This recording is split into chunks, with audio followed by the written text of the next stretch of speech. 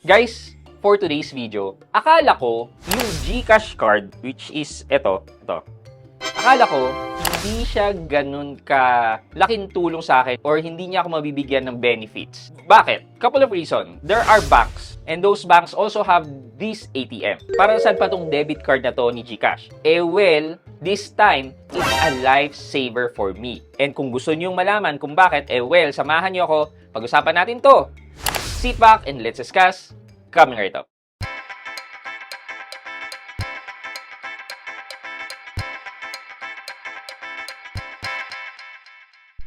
Hi guys, this is Pat and you're in Pat Quintos Review TV. So if you're new here to my channel, I do reviews about personal finance na meron na akong experience or meron na akong knowledge na ginawa ko niya ng videos and playlist na makita nyo dito sa taas. At kung bago ka dito sa channel ko, you may want to consider subscribing to my channel.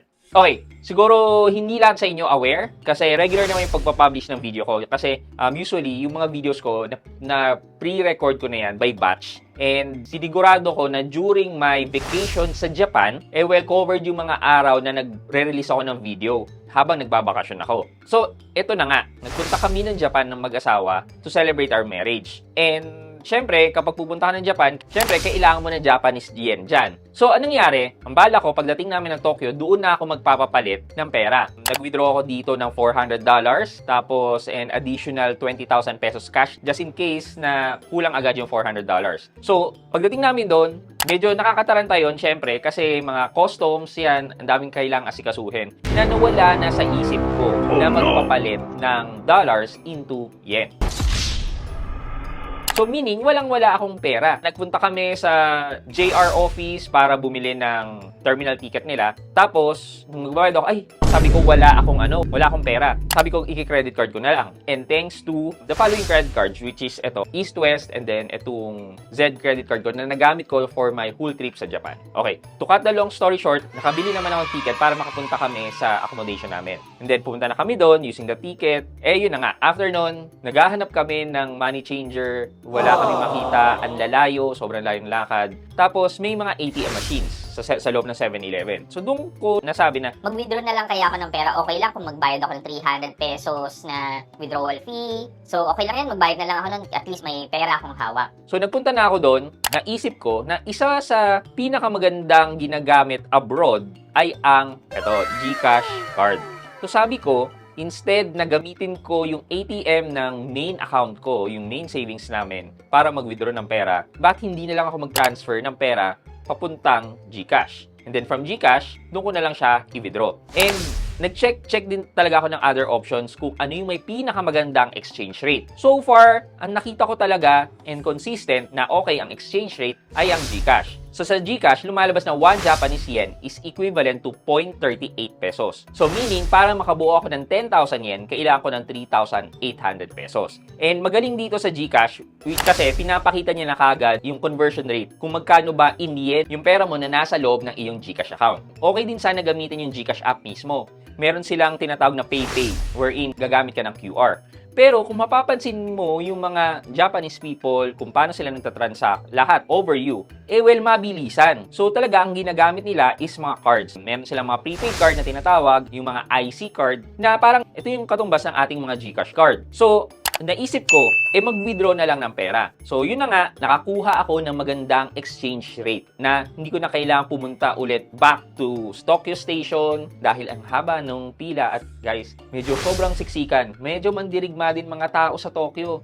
Dahil kung ano yung nakikita natin sa Kobao Station na during rush hour, ganun din kalala. Ganun din ang na-experience ko ng mga tao sa Tokyo.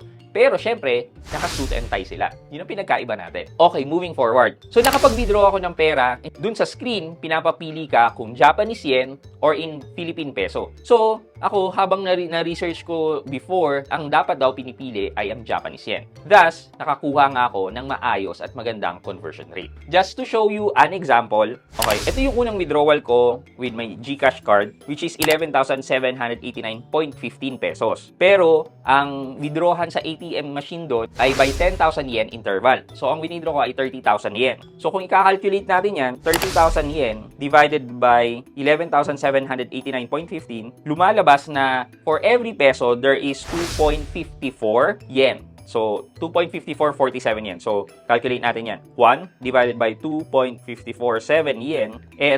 Ito yung nakuha kong exchange rate, 0.39 pesos. And during that time, ang nakalagay na exchange rate sa GCash app is 1 yen is equal to 0.38 pesos. So meaning, mas nakakuha pa ako ng better exchange rate dahil ang pinili ko sa ATM machine ay Japanese yen. So basically, two things na yun guys ha. Okay na gamitin si GCash for withdrawal. And when you are going to withdraw, make sure to choose the other currency and not the Philippine currency. Kaya mas marami akong nakuha sa pera ko when using the GCash debit card. So merong service charge na nagkakahalaga ng 220 yen or pag kinonvert natin yan into peso, lumalabas na around 83 pesos. Kung i-compare mo yan, 83 pesos versus dito sa Pilipinas na kapag international ATMs ang gagamitin mo to withdraw, na matcha-chargean ka ng 200 pesos, mas mura ang charging nila sa Japan. 83 pesos lang ang service charge sa ATM versus dito sa atin 200, di ba? Okay, pangalawa, meron ding mga foreign currency adjustment which is 4%.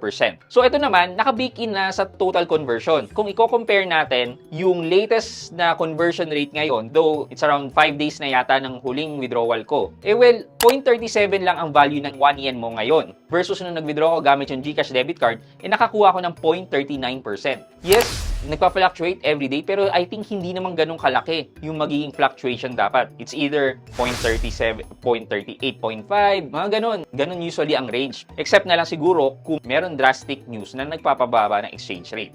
For me, subok kong gamitin itong GCash card internationally, more specifically sa Japan. Isa sa reason din kung bakit ko pinili na gamitin tong GCash na card, hindi to tied up sa any of my banks. Thus, pwede lang ako maglagay ng amount na kailangan kong i-withdraw. And if ever na makompromise yung card, hindi ako kakaba-kaba and madali ko naman siyang mapapapalitan. Akala ko talaga dati na wala nang silbi tong aking GCash debit card na to kasi may mga ATMs ako na yun talaga ang lagi kong ginagamit. Okay, for our question of the day po, sabi ko nga hindi naka-tied up itong GCash debit card sa mga banking accounts natin. Based sa mga scams and news na nagkakalat and even before yung ATM card scheming wherein parang kinokopya yung ATM card, for our question of the day, kapag pupunta ba kayo sa ibang lugar, not necessarily international, kahit mapunta kayo sa lugar na hindi nyo laging napupuntahan at kailangan nyo mag-withdraw ng pera, how do you keep safe yung ATM nyo when doing the transaction? Let me know sa comment section sa baba at may chance kayong manalo ng 1,000 pesos sa ating weekly GCash giveaway. Yun lamang po for today's video, but before we end this video, mag-shoutout po muna tayo